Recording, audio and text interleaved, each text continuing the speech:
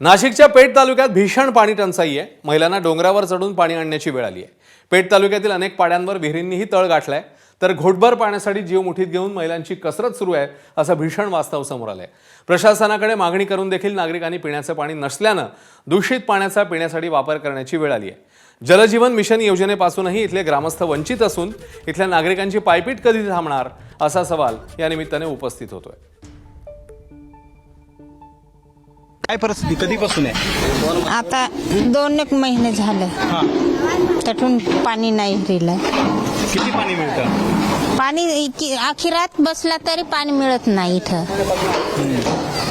किती पाणी मिळतं मग? घरी किती घेऊन जातात? किती वेळा? तर 2-4 तास लागत आता एक हंडा भरतो मग असा नंबर लावून घ्यावं लागतं. हा असा किती नंबर असतो? आता आखे पूर्ण पाळीला बाया बसेल राहते।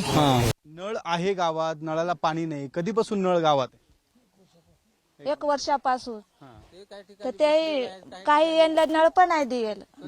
फक्त नळ बसून दिले. हा नळ बसून दिले, फक्त दावा पुरतं दिलंय, फक्त पाईपलाईन त्यांना फक्त नदरी लावून पाहतो आम्ही। 2 महिन्यापासून 1 बार पाणी सोडतात। 2 महिन्यातून 1 वेळा. 2 वेळातून आता 1 बार सोडलाय। एबीपी माझा, उघडा डोळे बघा नीट।